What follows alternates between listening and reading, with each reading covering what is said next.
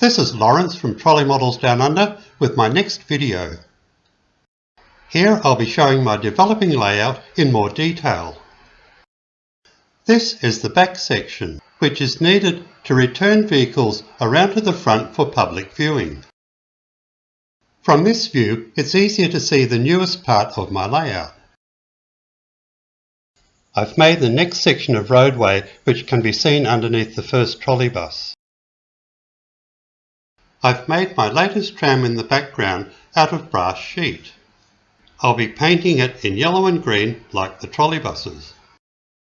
In previous videos I've shown how I make overhead turnout points and crossovers. In this video I'll be showing details about some other fittings. Here's a full-size overhead trolleybus support bracket. I've laid it on the floor of my workshop alongside a 1 metre ruler. Many of these supported the overhead wiring when trolleybuses used to run here down under in Perth, Western Australia. Every part of our marriages is really a collab. Here on my workbench I measure one of the insulated support posts, which used to hold up the overhead wiring, and it's 10 centimetres. I make my model fittings in O scale, so this should translate to about 2 millimetres. My first thought about making this type of model fitting was to use solid brass. Drilling 2 holes would have been quite easy to do. However, a lot of filing would be required. Another way could be to use copper-coated PC board, as I've used for other fittings in previous videos. But after drilling and filing, the thinnest parts would be less than 0.5 millimetre, and the fitting could be easy to break. My next idea was to use a small piece of brass sheet. It's about 30 millimetres by 10 millimetres. Here on the edge of the workbench is a mould I've made, which I used to start shaping the bracket.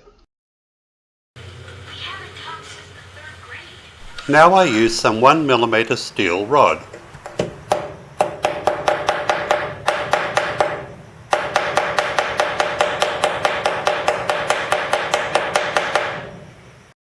I'm holding the piece of brass in place with track pins. I need to make the other channel in the same way.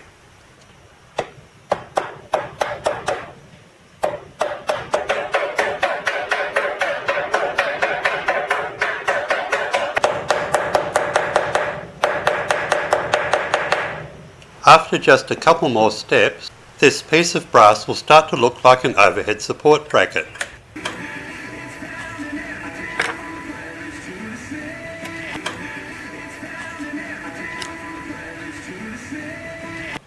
The next step is to saw into the brass exactly down the middle. A marking pen helps with this.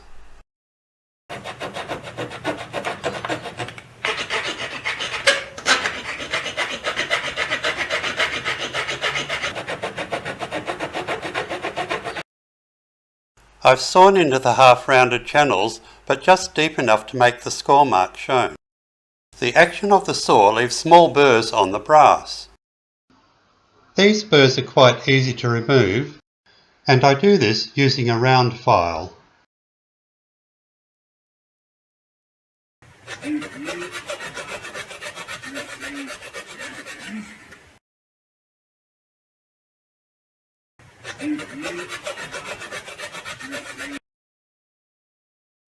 Back again to the edge of my workbench, I've cut a V shape out of some square brass tubing. Again I'm using some square rod, which can either be brass or steel, to continue making the bracket.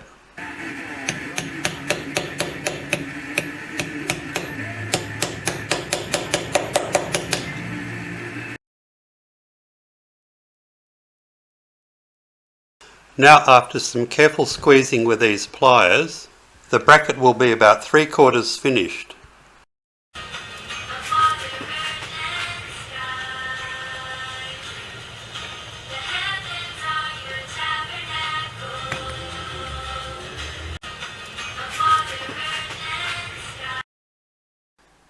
This is another mould I've made for the next step. I've cut a slot and drilled 2 holes. These match the piece of brass as shown.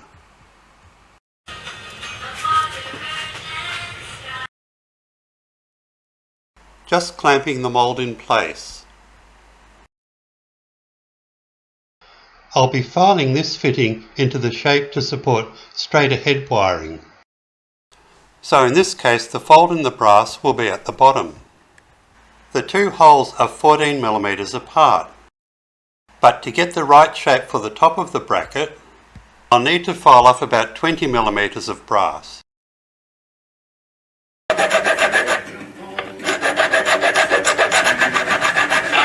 And now some filing over the second hole.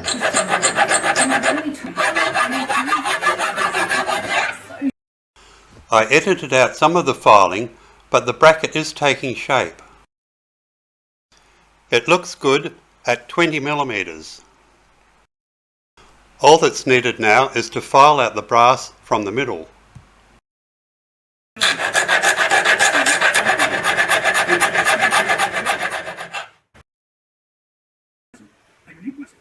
Joyfully accept suffering for Christ. Secondly, he said, verse 16. With the bracket I've just finished for straight ahead wiring, I show another bracket I made earlier which is for curved wiring. To make the bracket for curved wiring, I just file off one of the ears here and then file the other end of the bracket to the curved shape as shown.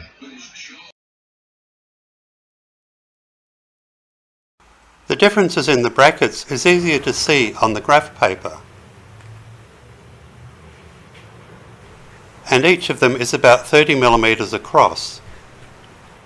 As just mentioned previously, this fitting is for straight ahead wiring, while this other fitting is for curved wiring. The bottom fitting is the correct way up for when it's in the overhead, but the curved wire fitting is turned over first and then put into the overhead. Previously I showed a full-size overhead bracket. Here I lay my model bracket onto the insulated support post of the full-size bracket. My model fitting is about 1/45 scale, and upon measuring the outside of the hole for the support post, it's about 2mm.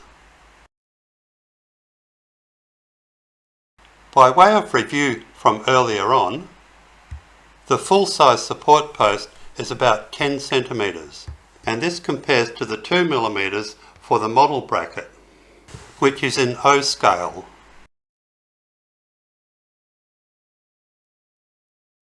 Coming to the end of this video now, I'll be completing the model brackets in the next video, and we'll put these into the overhead. Finishing off with some more scenes from my Vancouver archives.